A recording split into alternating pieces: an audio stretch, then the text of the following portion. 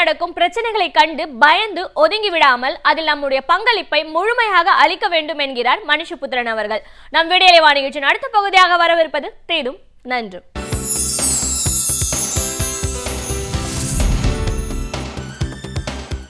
வணக்கம் நண்பர்களே, இன்னும் ஒரு இனிய காலை பொழுதில் தேதும் நன்றும் நிகழ்ச்சியில் உங்களை சந்திப்பதில் மிக்க மகிழ்ச்சி அடைகிறேன். தமிழகம் இயற்கையினுடைய சீற்றத்தால் மிகப்பெரிய ஒரு துயரை சந்தித்து கொண்டிருக்கக்கூடிய ஒரு காலம் இது.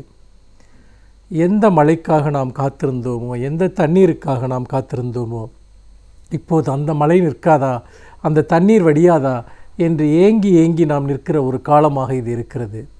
அந்த அளவிற்கு இன்றைக்கு இயற்கையினுடைய சீற்றத்தால் தமிழகத்தினுடைய பெரும்பகுதி முற்றாக சீர்குலைக்கப்பட்டிருக்கக்கூடிய ஒரு நிலையை நாம் பார்த்து கொண்டிருக்கிறோம்.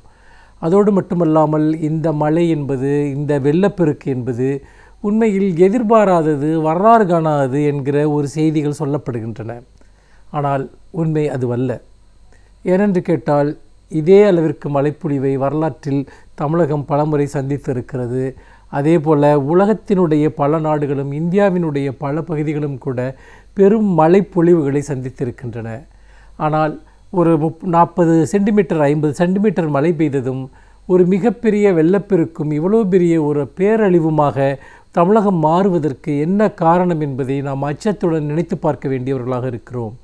எங்கு பார்த்தாலும் உதவி கேட்டு அழுகிற ஒரு குரல்கள் தான் கேட்டுக்கொண்டிருக்கின்றன.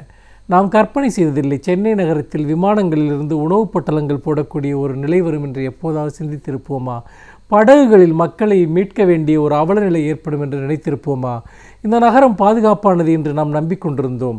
இந்த நகரம் என்பது இதில் பேரழிவுகளுக்கு இடமில்லை என்று நாம் நம்பிக்கொண்டிருந்தோம். ஆனால் நம்முடைய கற்பனைகள் எல்லாம், நம்முடைய நம்பிக்கைகள் எல்லாம் தவிடுபொடியாகிவிட்ட ஒரு காலத்தின் முன்னால் நாம் இப்போது நின்று கொண்டிருக்கிறோம். என்ன நடந்தது இந்த நகரத்திற்கு, என்ன நடக்கிறது இந்த மாநிலத்திற்கு என்பதை நாம் நினைத்து பார்க்க வேண்டும். ஏனென்று கேட்டால், இந்த இயற்கை பேரிடர் என்பது உண்மையில் இயற்கையினுடைய பேரழிவா அல்லது மனிதர்கள் இழைத்த, அரசு நிர்வாகம் இழைத்த குற்றங்களினால் விளைந்த பேரழிவா என்பதை தான் நாம் இன்றைக்கு பார்க்க வேண்டியிருக்கிறது. ஏனென்றால் மழைப்பொழிவு என்பது ஒரு வரம், அது ஒரு கொடை. நாம் இந்த மழைக்காகத்தான் இவ்வளவு காலம் நாம் காத்திருந்தோம். நண்பர்களே, நன்றாக நினைத்து பாருங்கள். தமிழகத்தினுடைய பல மாவட்டங்களை நாம் வறட்சி பாதித்த மாவட்டங்களாக அறிவிக்க வேண்டும் என்றும் அதற்கு நிவாரண உதவிகள் தர வேண்டும் என்றும் நாம் 2 வாரங்களுக்கு முன்பு வரை கூட கோரிக்கை விடுத்து கொண்டிருந்தோம். ஆனால் இன்றைக்கு அதே மாவட்டங்களை மழை பேரிடர், வெள்ளப்பேரிடர் பாதித்த மாவட்டங்களாக அறிவிக்க வேண்டும் என்று இன்றைக்கு கோரிக்கை வைத்து கொண்டிருக்கிறோம். ஆக வறட்சிக்கும் வெள்ளத்திற்கும் நடுவே எந்த விதமான சமநிலையும் இல்லாத ஒரு தட்பவெட்ப நிலை, ஒரு பூகோள நிலை, ஒரு சுற்றுச்சூழல் நிலையை நாம் உருவாக்கி இருக்கிறோம். ஒன்று நாம் வறட்சியில் இருக்க வேண்டும், இல்லவென்றால் மழையினுடைய பேரழிவில் இருக்க வேண்டும். இயற்கையினுடைய கொடைகள் எதுவுமே நமக்கு உரிய முறையில் வந்து சேராது என்று சொன்னால் அது எவ்வளவு பெரிய ஒரு அவலத்திலும் அவலம் என்பதை நாம் நினைத்து பார்க்க வேண்டியவர்களாக இருக்கிறோம். இன்றைக்கு லட்சக்கணக்கான மக்கள் வீடு இழந்திருக்கிறார்கள், 100க்கும் மேற்பட்டோர் உயிரிழந்திருக்கிறார்கள், பலருடைய வாழ்வாதாரங்கள் முற்றாக அளிக்கப்பட்டிருக்கின்றன. சென்னை நகரத்தில் நீங்கள் எடுத்துக்கொண்டால் நிறைய பேர் வீடுகளை விட்டு வெளியேற முடியாமல் நாட்கணக்கில் தவித்த காட்சியை நாம் கண்டோம். அதே சமயத்தில் தமிழகத்தின் பல பகுதிகளில் விவசாய நிலங்கள் என்பதும் பயிர்களும் பெரும் அழிவை சந்தித்ததையும் நாம் பார்க்கிறோம். பல்லாயிரம் கோடி ரூபாய் இழப்புகள் ஏற்பட்டிருக்கின்றன. ஒரு கொடுங்கனவை போல இந்த நாட்கள் கடந்து சென்றிருக்கின்றன. நாம் 2 இயற்கை பேரிடர்களை கடந்த 10 ஆண்டுகளில் சந்தித்தும் கூட அதிலிருந்து பாடம் கற்றுக்கொள்ளவில்லை என்பது ஒரு மிகப்பெரிய துயரம் அல்லவா? 2005ஆம் ஆண்டு சுனாமி என்பது தமிழகத்தை தாக்கியது. சுனாமியினுடைய தாக்குதலில் ஏராளமானோர் உயிரிழந்தார்கள், பெரும் சேதங்கள் ஏற்பட்டன.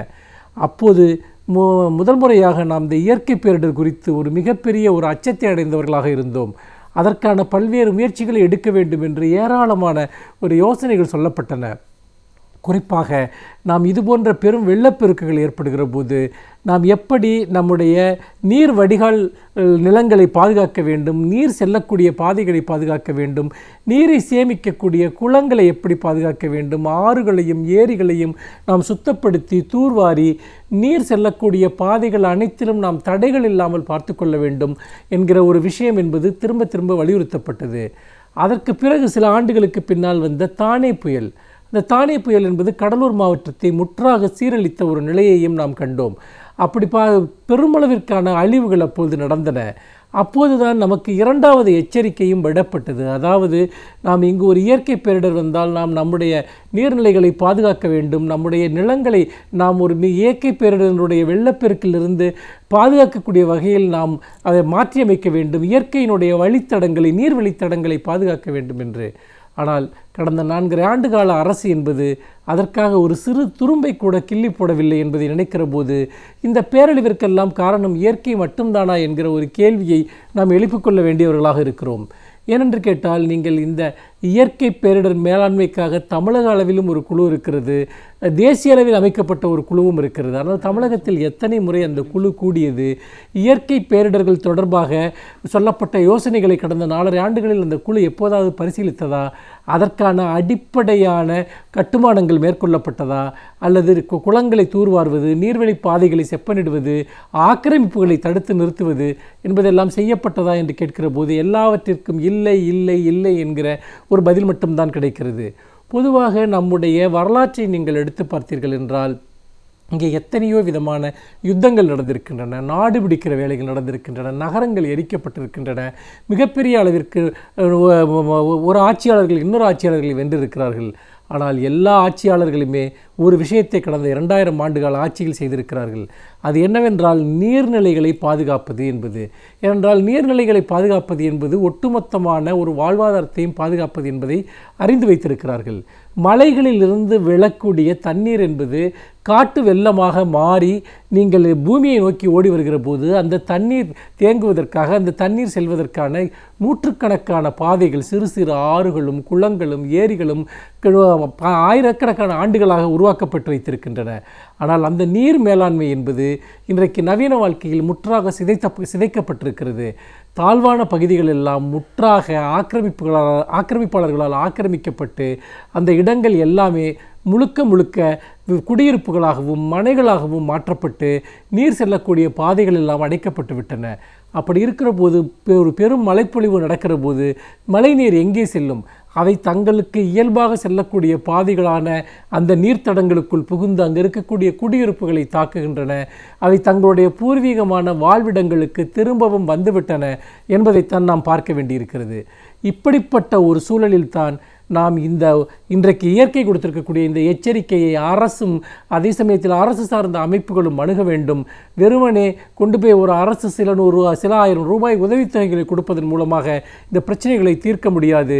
நீண்டகால நோக்கில் நீர்நிலைகளை பாதுகாப்பது, நீர்வழி தடங்களை பாதுகாப்பது, ஆக்கிரமிப்புகளை அகற்றுவது என்பதற்கான நடவடிக்கைகளை போர்க்கால அடிப்படையில் நாம் உடனடியாக தொடங்கி மோசமான சாலைகளை அமைப்பவர்களையும் அதற்கு உடந்தையாக இருக்கக்கூடிய அதிகாரிகளையும் அதேபோல ஆக்கிரமிப்பாளர்களையும் நீதியின் முன்னால் நாம் தண்டிக்காவிட்டால் நாம் வருங்காலத்தில் வரக்கூடிய பேராபத்துகளிலிருந்து தமிழகத்தை காப்பாற்றவே முடியாது என்பதை ஒரு எச்சரிக்கையாக எடுத்துக்கொள்ள வேண்டும் என்று சொல்லி மீண்டும் இன்னும் ஒரு புதிய சிந்தனையோடு உங்களை சந்திக்கிறேன். நன்றி, வணக்கம்.